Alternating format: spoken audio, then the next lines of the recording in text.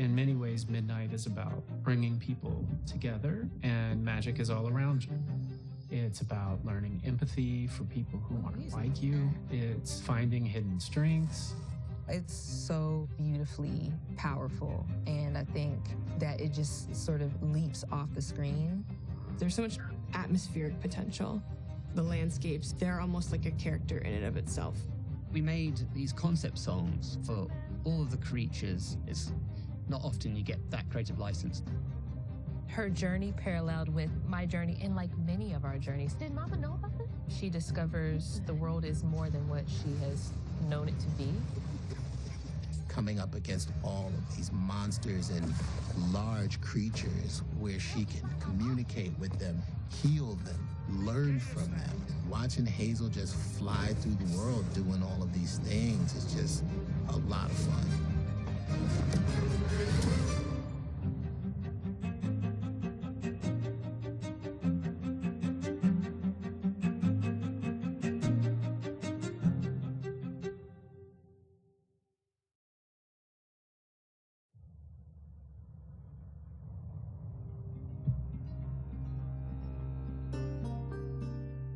So when I was a kid, I spent a lot of my free time after I had exhausted all the books I wanted to read, exploring sort of all of these abandoned farms and forgotten places.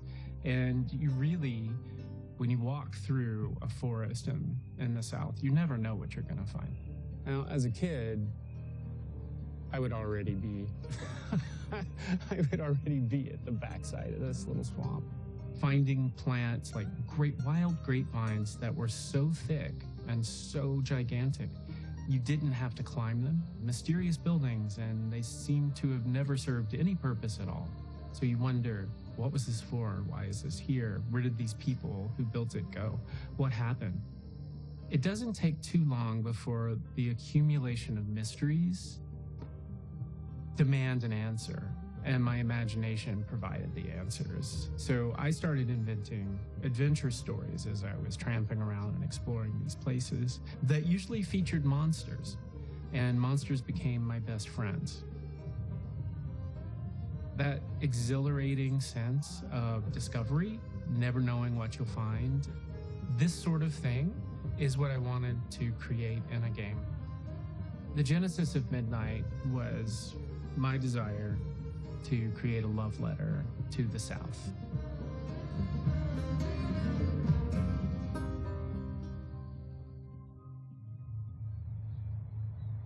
We are based in Montreal, which is in Quebec, in Canada, and is pretty far from the South. We were lucky to have some team members who grew up in the South. None of us were experts in Southern folklore, but we had this monumental task of building a world that was iconic, did feel authentically Southern, and it was with a bunch of creatures that no one in Montreal had ever heard of. I mean, there are lots of people in the South who haven't heard of some of these cryptids. We reached out to Donna Washington, who is a world-renowned storyteller, and she came to our offices and she told a story to the entire company at the time. And it was captivating. It was mesmerizing. So I spent, I don't even remember what it was, 2 or 3 days, telling stories and taking questions and just sort of immersing the team in folklore. The stories that come out of the Southern, Gothic stories is kind of what you're dealing with in South of Midnight, are all stories about surviving in difficult times. They're about facing the things that scare you. They're about tricking the things that scare you. They're about laughing at the things that scare you. But what was interesting with that team was as they got into the stories and they sort of joined us, it became clear, it became more obvious to them what the stories were about. We liked the idea of not just the South, but the Southern Gothic slant towards the Deep South. The stories are usually set in a small town.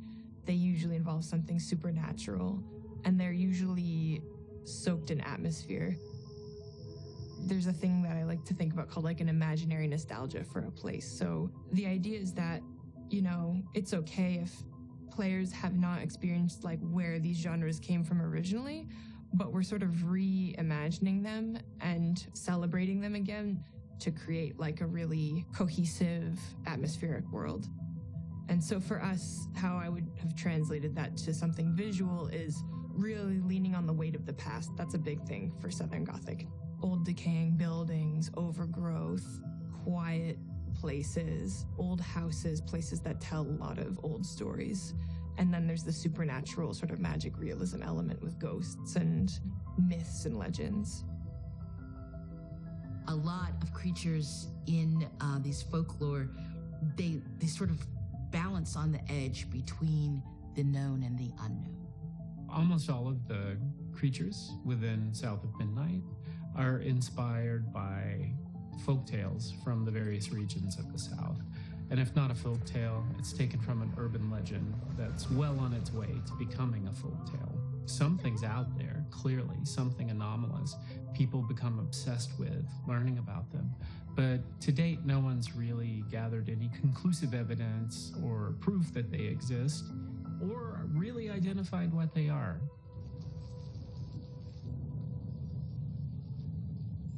So the story starts in our game during a hurricane. Our main character, Hazel, is packing to evacuate. This ain't my first hurricane. I know what to do.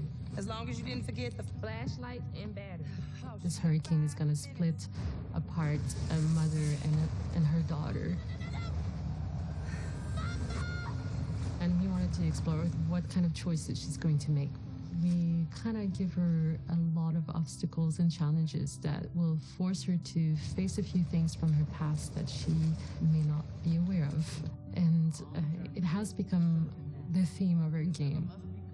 I think Hazel's character is at a weird transition point in your life that we all go through. A young adult, but still, you know, when you're 18 or 19, you're still basically a kid in some ways. You don't know much.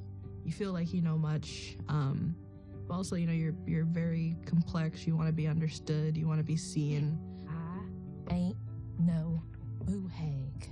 Hazel isn't a superhero. She's not here to fix systemic issues. Speak on it. I said we wouldn't be rushed if you didn't waste all that time at the shelter. Now, you want to bring this up right now. Hazel is a girl who got into an argument with her mom, and now she's looking for her and she wants to fix it. And she's, you know, discovering these powers along the way, these other creatures' stories.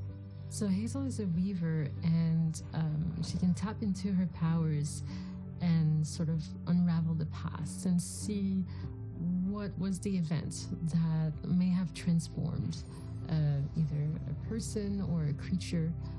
And she's going to be able to reweave their wounds. That's her role.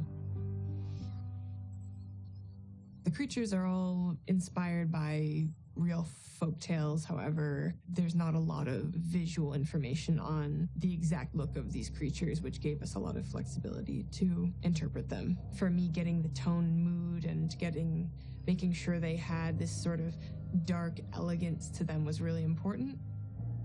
So while you'll see Haints everywhere, every region has a distinctive creature, and they rule entirely. So each kingdom is structured so that you understand, how did a creature become a monster? The sort of variety of creatures that we have in South of Midnight is really cool. The creatures and just sort of like the wild embodiment of like nature, but also human anxiety is very interesting. But also like human errors and challenges and the ways that we hurt each other sort of manifest as creatures as well. There's some sort of whispered rumors about creatures that you shouldn't cross, that Hazel has to. Each creature that Hazel meets throughout her journey is going to have a specific impact on her. Some will be forcing her to face things that she has run away from. Others will simply create a huge sense of fear in her and summon her to dig deeper and to believe in herself. Now, ultimately, Hazel wants to assist creatures, but there are some that are not really alive. They are from a darker place, driven by trauma. They want to feed on guilt and fear. And these creatures she has to destroy. But the creatures with human souls, she wants to help. Two-Toe Tom is a giant alligator, and he's been around forever. For as long as Tom eats, Tom will grow. Tom will continue to grow well past the already titanic proportions of some southern alligators, and he will continue to eat larger and larger prey. So in the game, Tom terrorizes rural communities during flooding because now he has aquatic access to the urban centers. If you look into Tom's eyes and he's not trying to eat you, you'll see the depth. You'll see the humanity in this creature. And I believe that a lot of the animal world, is more soulful than we like to give them credit for. Hug and Molly, she's a really classic kids cautionary tale, and the way that she's represented is very cool. Like it kind of turns it on its head. That expectation of the boogeyman is out to get you. I mean, she's huge, and I personally am arachnophobic, so seeing her many legs is absolutely appalling and terrifying to me personally. Every time I see her, I'm just look, okay, I would not mess with that. Magical realism is part of the vision for South of Midnight. Magic is real. Monsters are real. The unexpected can happen at any time. But the farther you go from the town center or the urban center, the more magical the world becomes. And it becomes a driving force because once you start to notice even minor details that are out of place or unusual, you want more. And that's the way we built Midnight. For someone who, is a practitioner of a fundamental magical form, Hazel, your character, I think she likes it too.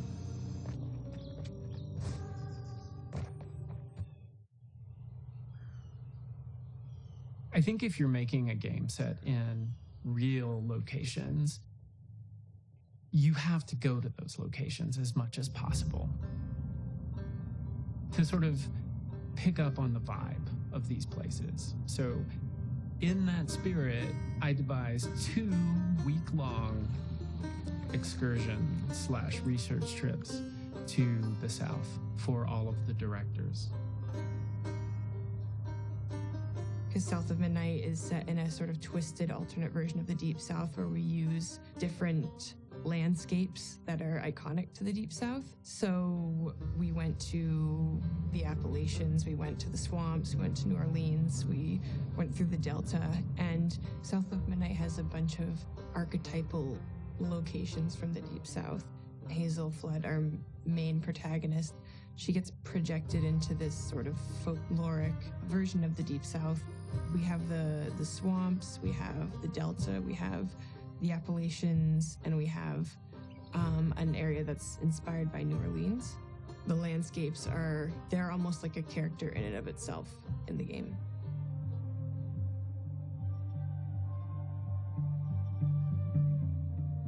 A lot of people who escaped from the plantation would go live in the swamps of the Carolinas. People in Florida and other places, they would go to the swamps because very few people are going to follow you into a swamp, and they made life work there, and I think that's really, really cool.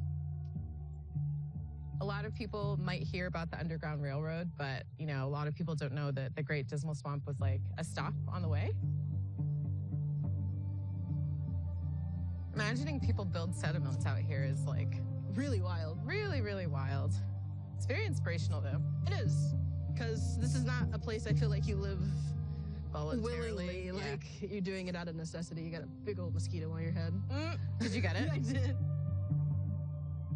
So it actually is really nice to normalize this setting. And even as a game setting, this isn't a usual setting.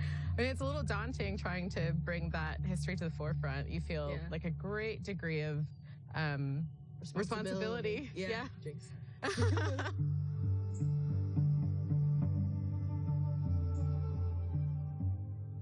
I like to make worlds that people might be familiar with in some way or another, but they might not realize they are, and twist them and sort of celebrate them.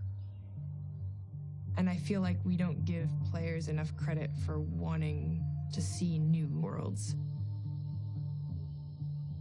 So as we're going through each of these locations, we're going to be introduced to a new creature, a new person. We get a really interesting look into what's happened to them and what we can do to possibly help them. So that mood is then going to expand out into the environment. So we have a central theme. How can we reflect that in the environment? Is it going to be dark and gloomy? Is it scary? If so, it's going to affect the time of day. If it's something a bit more cheery, we can have that happening in the morning. The artists on our team have done such an incredible job really fleshing it out and making sure that the biome they're given really feels like that biome. And I would encourage people who are playing the game or watching gameplay to just look around and see what type of vegetation is there, what's on the ground, what materials, are you walking over. Just look at the animals. Like, there's so many little details to make you feel like you're in the Deep South. I wanted to try and ground the game in the Deep South by establishing very authentic soundscapes. And we did that by employing Andy Martin to go actually into the swamps of Louisiana and record over the course of 6 months, I believe, at different times of year, to capture the sounds of the South and the swamps. And we also worked with Thomas Rex Beverly to get sounds of the Kentucky mountains and Tennessee landscapes and soundscapes. There's a level of richness and specialness to the location that I think is true as someone who's lived here my entire life.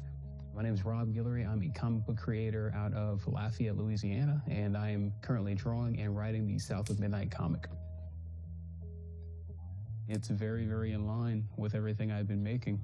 Growing up in the South, there is this idea of kind of having all this mystery in the past, dealing with things under the surface. The hurricane comes through and it brings up all this stuff, that Hazel didn't even know was there. That idea is very native and very baked into the South, the culture of the South. We all kind of go through this because the older generations aren't fantastic about kind of illuminating and sharing exactly what happened in our past. So we often are kind of hit in the face with this reality that we didn't even know was there. These are the actual first sketches of Hazel I ever did back when I was kind of testing. So we were just trying to get a feel for how we could adapt and take basically the style of the game and kind of bring in my own flair to it. How can we find a middle ground? I think what's beautiful about the game is it is a pure metaphor of this thing that I've had to go through in my own life, where I've had to kind of go back into the past and deal with those demons in order to build a better life for myself and my family. So Hazel's doing that in her community. She's going back, she's fighting these demons, she's fighting these Haints, and she's trying to deal with the past in order to free her community and to kind of walk in this new calling that she has to be this sort of bringer of healing, this bringer of light into the world. There is something powerful about kind of making peace with the past in order to build a better, holistic future. What I'm working on is basically a story that takes place post-game. It's sort of the next phase of the Hazel story, of the South of Midnight story. And she's having to adjust to this new phase of life, where at this point she's left Prospero, she's in college now, she's a track runner. Events happen that lead to her having to go back home and having to deal with some things back there in her own family and that sort of thing. It's kind of a love letter to the game in a lot of ways. South of Midnight does a great job of respecting the South, I believe, but also representing that deeper kind of spirituality that you don't get to see a lot.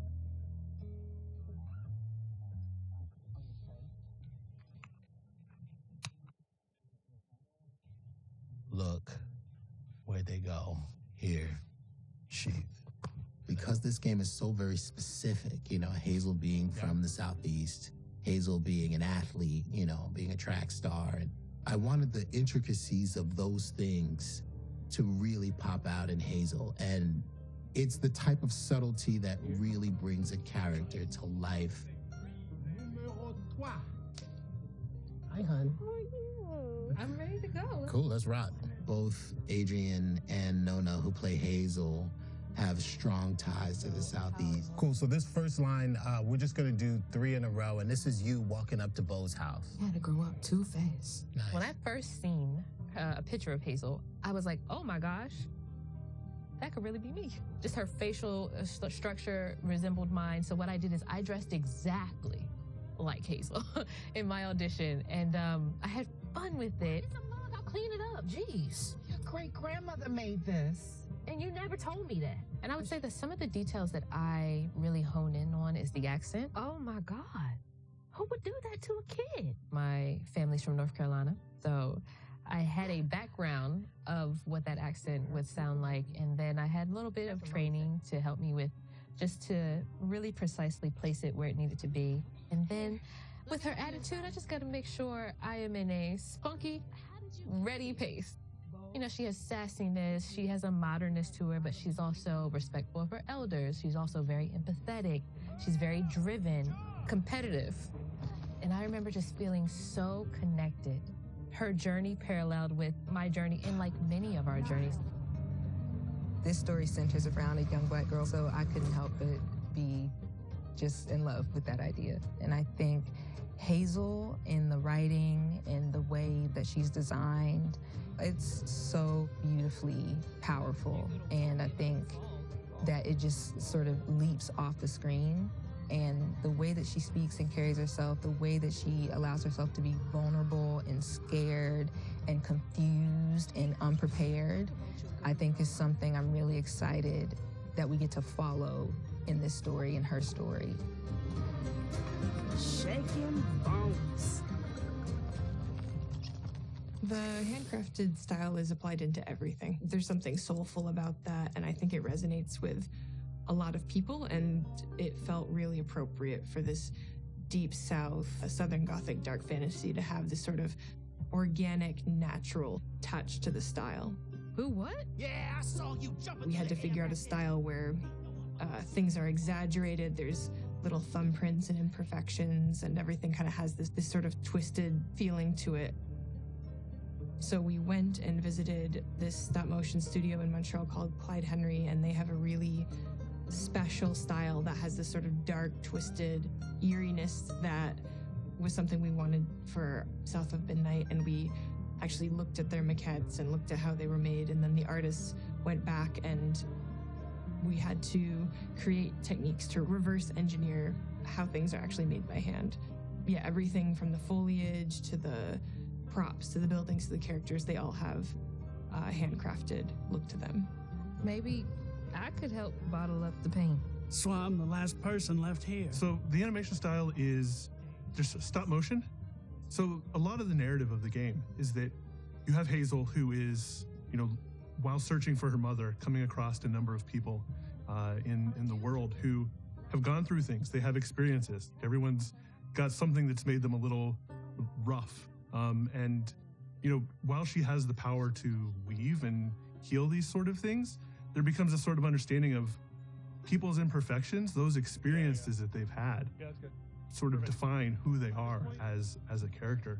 It's nighttime, you can leave, but they're starting to go banging on door to door to each house. And so the stop motion treatment gives us the opportunity to bring in those little moments of friction, of imperfection, individuality. You feel it in the animation, you feel it in the motion, you feel it in performances, and that matches what you feel in the narrative and the relationships you have with characters. One take. Yeah.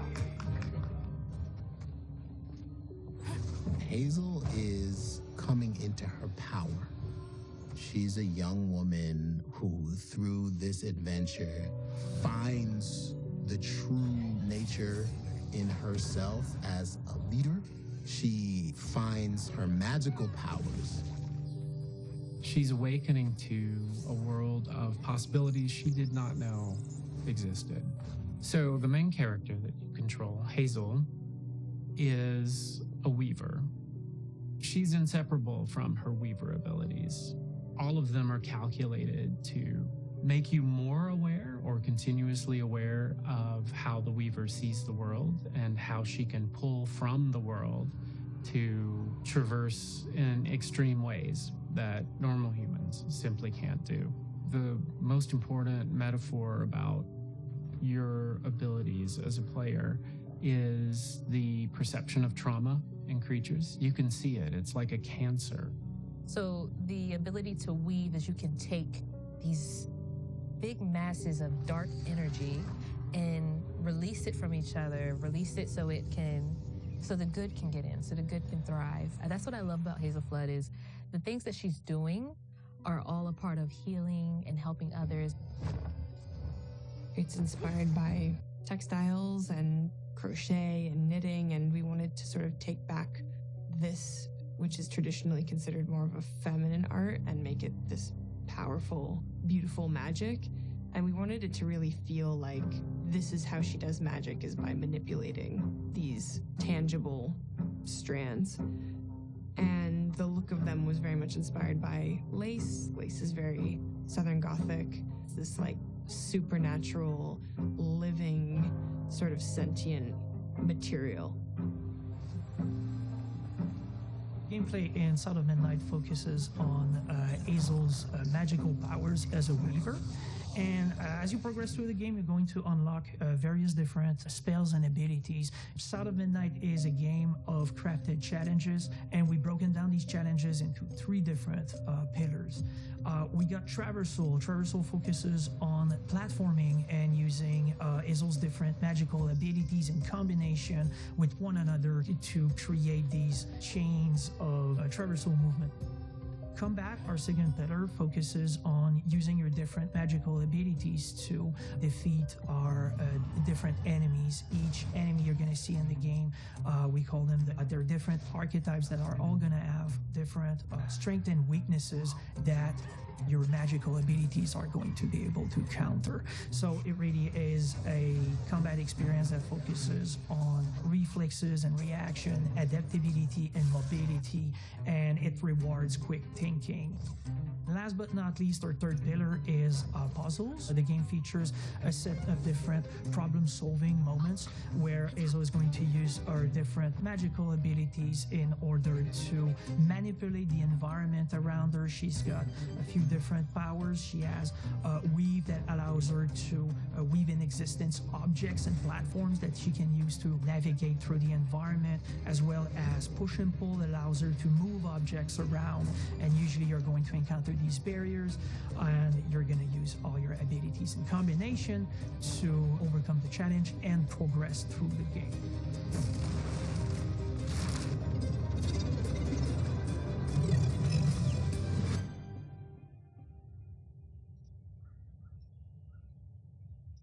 I was looking for a strong blend of diegetic music, using instruments and musical styles that are common to the various regions of the game that we were inspired by from the real South.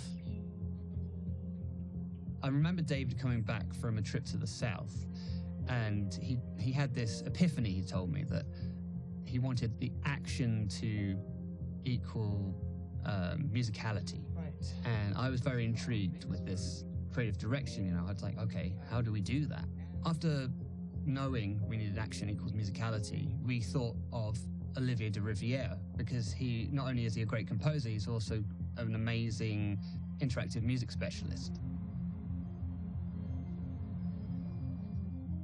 We wanted the music to be very much involved into the world in itself and illustrate the world as much as capturing what the player is doing moment to moment. It goes like ba, ba, ba, ba, ba, ba. But the more we're talking, the more I understood why they reached out. They didn't ask me to be like, okay, do a perfect blues, do a perfect, like bluegrass music, do a perfect country music. It was quite the opposite. It was more like, okay, take the flavor of this, but make it your own. Take it to another land. There was something from the South, which is songwriting.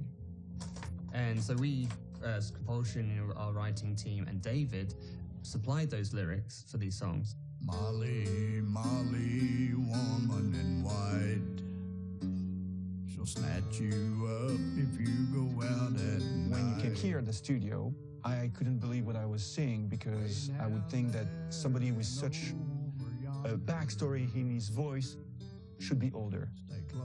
It's something that's sort of in your soul, I guess, from the time you're born. I always said I'm kind of a, 25-year-old man in a 60-year-old body, It was important that it feel real.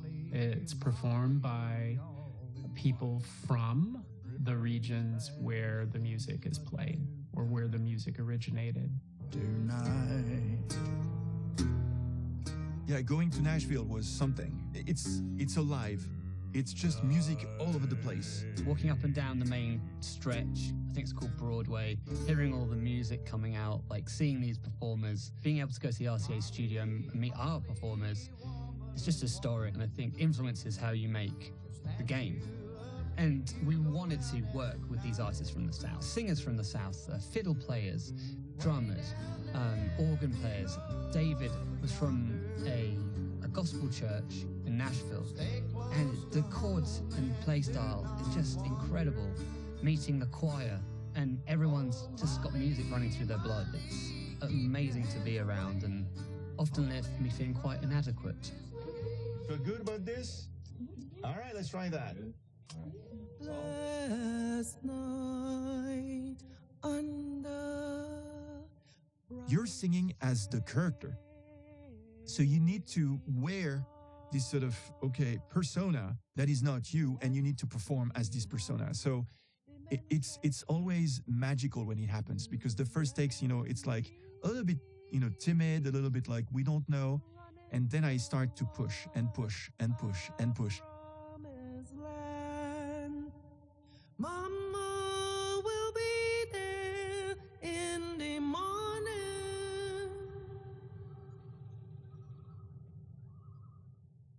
Audio design is sort of interactive. The more you embrace being a weaver, the more of the music of the universe you hear during gameplay. And we wanted the universe to literally talk to the player. And we used children's choir voices.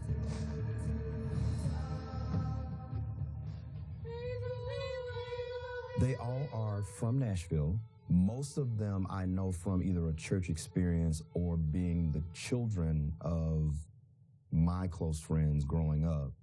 As soon as you hear them sing, they have this perfect blend together. I'll ask them, I need you all to sound like one person, and they can do it.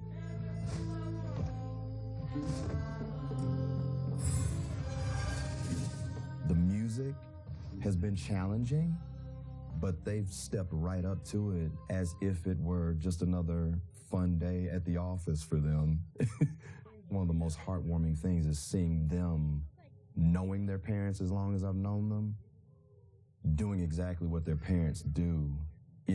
As the old saying goes, you want to pass down the tradition, and we get to see that in real time in a project as impactful and as significant as this is. That is amazing. And so the idea was like, as you go through the level, you will unveil the backstory of each creature. And as you do this, you will as well unveil the song, but not in the way that is the final shape, but rather in an unsettling, sometimes disturbing way.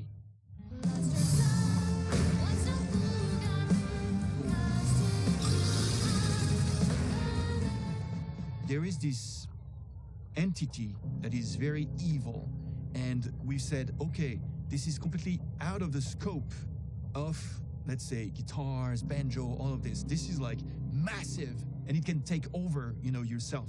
So we were like, we need something that is completely different and something that is impressive. And that's why we picked up an orchestra for those moments.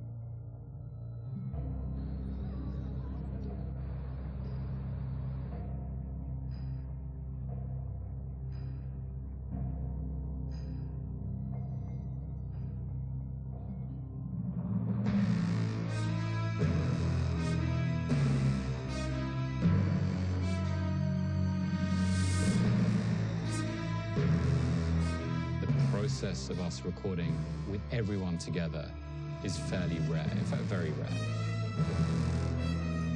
It puts a little bit more onus on the performance and making sure that the balance, the blend, all those musical details are really finessed.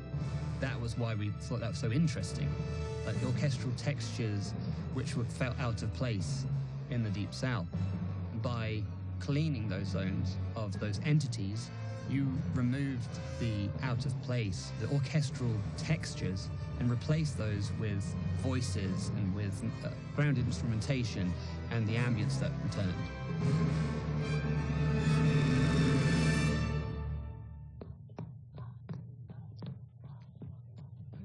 Because it's more like he's putting me down. I guess he has me at the waist. She's like, yeah. She's like this, so she just exaggerate it more. Let's do one more. Yes. Good look. Knees up.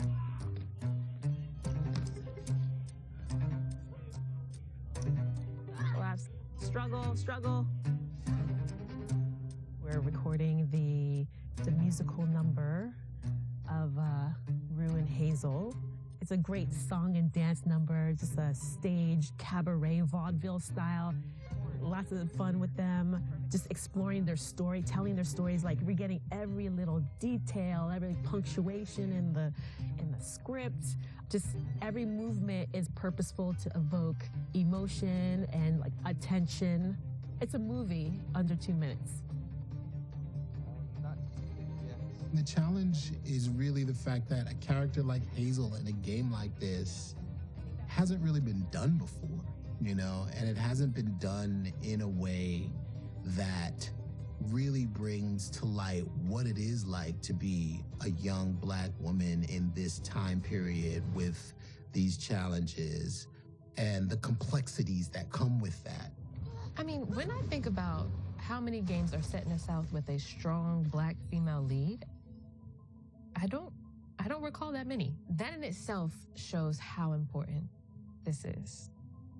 I think it's really cool that a little Black girl could cosplay Hazel with the hair that's growing out of her head. It's nice to see yourself reflected in a piece of media and not in a way that feels stereotypical or inauthentic.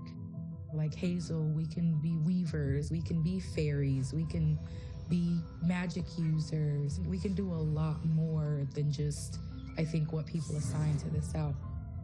We hope that one day you'll be able to play a character like that. But it's really important that Hazel's story is relatable to a lot of different people. Like, I think you don't have to also be like a Black woman to understand and relate to Hazel. You know, she's battle ready, but then she's also, you know, opening up to her inner child. And then it gets really dangerous at other times. She's kind of doing a little bit of it all. I think it shows how expansive this world is. Whether these people are humans or they're a giant necrotic alligator, all of these creatures are worth helping, and helping in the way they want. Beautiful. Well done. I think that's just a really strong message that there is a power in healing. You know, we can actually heal through our pain. And it's a journey of finding empathy for those who seem like they shouldn't receive any at all. I think that's really important. I think that's something that makes this game so important and so unique.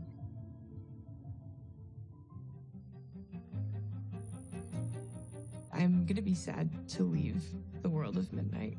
Having family that lives in the Deep South, there's just so much there from a cultural standpoint that just has endless depth and interest. This game has allowed us to really dive into that. I just want it to be something different. I want people to dive in and be like, I had never played anything like that before, or this was a totally new environment or very weird setting. I think people are going to go into this and walk away seeing a lot of characters and locations they're not familiar with. I think it is unique and different. In the end, I'm even surprised by the final music. I think everybody will be surprised. That's why it's a very big pleasure and a privilege to work on a production like this, because art prevails. I think that it's important to show the folklore, the magic, and the creatures in the South and share them with the whole world.